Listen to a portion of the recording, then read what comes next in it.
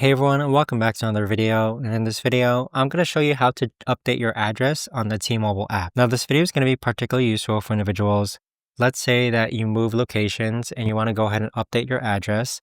How do you actually go ahead and update your address on the T-Mobile app? Now, this video is going to be short, sweet, and simple, guys. There's not going to be a lot of steps involved. But in order to do this, what you're first going to do is log on to the T-Mobile app. Next, on the bottom right-hand corner, you're going to click on Manage. Now, from this option here, you want to go ahead and click on the upper right-hand corner where you see the gear icon. From here, click on Profile. And then from here, you see some blurred out information.